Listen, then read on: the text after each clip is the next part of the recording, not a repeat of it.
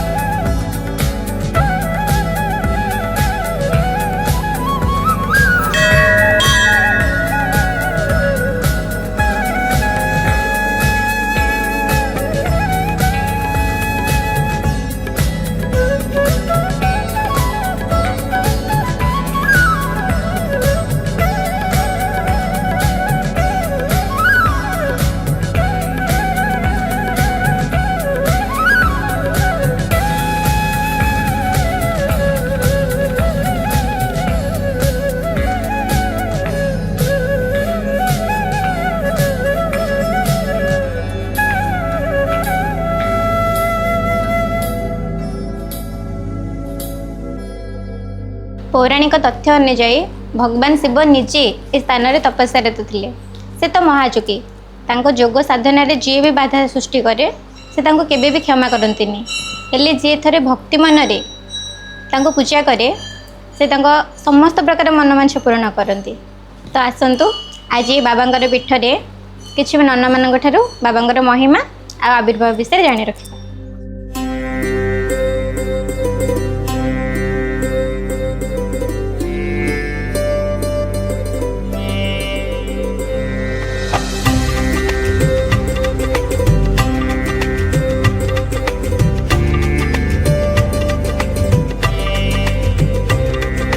मु Ranjan Kumar Mahapatra हट्टकेश्वर Mahadev trust board रो member हट्टकेश्वर Mahadev मंदिर अट्री। नना प्रणाम। नना बाबा हट्टकेश्वर आविर्भाव विषय किसी कहबे कि? हाँ, ठाकुर ना है हट्टकेश्वर महादेव जी कि एकादश रुद्र 11 शंभु रूप ये अट्री ठारे पूजा पाउछंती। पुराण रे वर्णित अच्छी संस्कृत भागवत रे लिखित अच्छी जे हट्टकेश्वर महाप्रभु होउछंती वित्तल शंभु भगवान। आमे जेमती समस्ते जानिचे जे ऊपर को 7टा ऊपर अच्छी एवं तल को 7टा तल अच्छी। ऊपर रहा भू भुवस्व तपलोक जनलोक स्वर्गलोक ब्रह्मलोक हो 7 लोक एवं तल को रहा अतल सुतल तलातल महितल रसातल पाताल हो 7 लोक। तेणु हट्टकेश्वर महाप्रभु होउछंती वित्तल शंभु भगवान। वित्तलपुर हेउछि सुवर्णपुर। प्रवाहित वायु द्वारा प्रज्वलित अग्नि से नदीर जल को पान करती जहाँ को कहती कि हाटकी नदी। एवं हाटकी नदीर जल पान कलापर तांकर मुहरु जो लार्भा बा तरल पदार्थ निर्गत हुए ताहा सुवर्ण रे परिणत हुए एवं सुवर्ण ईश्वर होइथिबारु प्रभुଙ୍କ ना हट्टकेश्वर। हाटक है सुवर्ण सुवर्ण ईश्वर होइथिबारु प्रभुଙ୍କ ना हट्टकेश्वर। एवं ब्रह्मदेव जो सृष्टि सर्जना गले सेतेबेले हट्टकेश्वर महाप्रभु को आवाहन करथिले जे आपण मते सृष्टि सर्जनार साहाय्य करंतु। सेही कालरू हट्टकेश्वर महाप्रभु एठारे विराजमान अछंती। एवं एठारू अनति दूर रे जो उष्म प्रसवण अछि उष्म प्रसवण यही हट्टकेश्वर महाप्रभु सृष्टि केमिति ना कपिल संहितार वर्णित अच्छी कुलाल्य बोली जड़े ब्राह्मण जी कि बहुत अन्याय अत्याचार करी ठाकुर पास आसिक शरण पशिला। ठाकुर ता उपरे एते क्रोधान्वित थिले ताकू एठू विताड़ित करदेले एवं सी चलीगला उष्म प्रसरण टिकी सेटिकी बहुत लोक रुंड करी हट्टकेश्वर महाप्रभुंकर गुण संकीर्तन गान कला।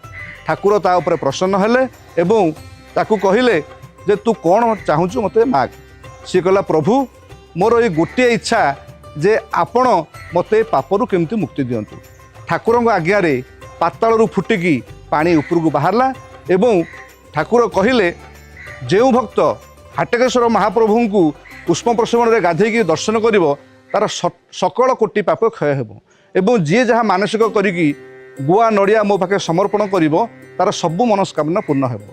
एवं पुष्प प्रसारण गोटे स्वतंत्र महात्मा है जो माने चर्म रोगी अच्छी जो माने बहुत डाक्तर को देखी फेलुअर होती निराश होती से माने एठारे आसी हाटकेश्वर महाप्रभु पाखरे गुआ नड़िया संकल्प करके बसई जदि उष्म प्रसारण गाधाती जमीती भी चर्म रोग हो एमतीक सोरियासिस रोग संपूर्ण रूपे भल होता है। यह हाटकेश्वर महाप्रभुंर महिमा। ना एकादश रुद्र एबे भी एठी पूजा पाउछंती हेले साधारण भक्त माने एबे भी तांकर दर्शन पाइ पड़ना ताले कोन रहिछि ता पछरे रहस्य किछ कहबे। तो आगरु जो आमर हटकेश्वर महाप्रभु एकादश रुद्र उपर पूजा पाउथिले ताहा शिळार उपर पूजा पाउथिले किंतु आस्ते आस्ते ठाकुर तळगु तळगु निम्नगामी हेले एवं जेतेबेले निम्नगामी हेले ठाकुरंकर अवकाश नीति करिया पई आमे अक्षम हेलु तेणु जाई मुक्तिमंडप पाखे परामर्श कलु माँ मंगला काकटपुर मंगला पाखे अध्याय पढ़लु एवं सेठारु परामर्श देले जे ठाकुर वर्तमान नवकलवर होगा चाहूँगी तेणु मूल जो ठाकुर थिले लिंग तांका उपरे ढांकुणी पकाई एवं ता भीतर को बाट रखी ता उपरे नूतन विग्रह प्रस्तुत कर तेणु जो मैंने एक्चुअली आगुरी दर्शन करुले ठाकुर को से मूल ठाकुर को दर्शन करना बर्तमान जो ठाकुर प्रतिष्ठा होती उपर लिंग एकादश रुद्र प्रतिष्ठा होती ही दर्शन कर जो रहा आमर जेकोसी जल लगी हो कि अभिषेक हो जलसाई होला से सीधा सड़क ठाकुर पाखक ही जाऊँ। ना आहरी गोटे कथा शुणा मिलूँ कि जो मानकर संतान नहांती से यही ठाकु आसिकी मन भक्ति रे मानसिक कले संतान प्राप्ति होची तो एक कथा केते दूर सत्य आज्ञा आमर को आबहमान कूल कालू बर्तमान प्रचलित अच्छी हाटकेश्वर महाप्रभु पाखे जो मैंने निसंतान था से माने जदि गुआ नड़िया वस्त्र ठाकुर पाखे संकल्प करी समर्पण करती एवं ठाकुर पाखे लगी होता गुआटे जदि खाती ताले निश्चित भाव में पुत्र संतान कि कन्या संतान जात हमें किंतु ठाकुर गोटे विधि परंपरा अच्छी मकर संक्रांति पूर्व दिन अर्थात मासंत दिन जो मैंने बंध्या नारी था से माने स्वामी स्त्री उभय ठीक आसवाक पड़े ठाकुर पाखे मानसिक करी संकल्प करी गुआ नड़िया बसाती एवं राति रहणी करती एवं सकाळू ठाकुर जो प्रथम पादुक पहली पादुक बाहर तांको सिंचा होई पुष्प प्रसवण ठारे थिबा मानसिक कुंडरे गुआ खोजती एवं गुआ खाइला परे वर्षक मध्य तांकर पुत्र कन्या संतान जात हुए। ए मंदिर हूँ 1200 वर्ष पुराणा मंदिर आमर केशरी वंश शासन समय ए मंदिर तैयारी होती एवं जगन्नाथ मंदिर रे जहाँ भी कारुकार्य आम मंदिर सबु कारुकार्य सेमती अच्छी किंतु यह नष्ट हवा सत्वे ताकू प्रत्यंत विभाग तरफ ता उपरे प्लास्टर कराई तेणु ये मंदिर बहुत पुराणा मंदिर एवं हाटकेश्वर महाप्रभु होउछंती एकादश रुद्र जी कि सारा भारत वर्ष विरल। ना बाबा विषय में एत सुंदर सुंदर तथ्य आमको देथिबारु आपनको बहुत बहुत धन्यवाद।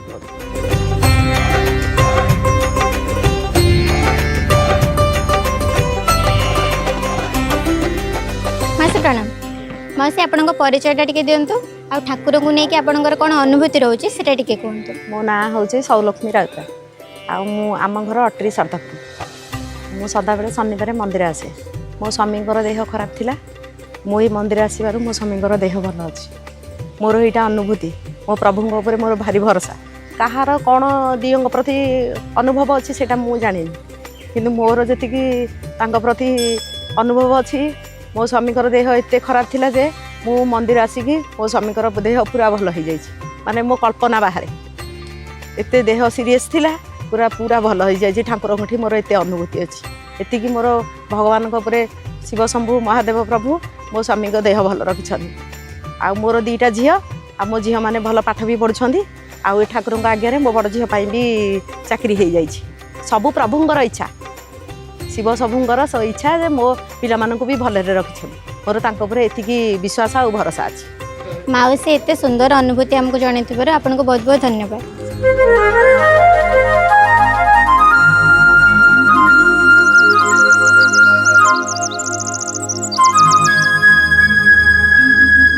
ए हूँ से ही उष्म प्रसवण जहाँकि बाबा हटकेश्वर महिमा सहित प्रसिद्ध जहाँ कुआकुंड नाम प्रसिद्ध आमे बाबा को दर्शन कले उष्म प्रसवण भी आसिले मते तो बहुत भल लगे आपण मैंने भी आसतु बाबा का आशीर्वाद लाभ करूँ रही मो भावना पुणी देखा आउ एक ऐतिहासिक मंदिर रे। नमस्कार।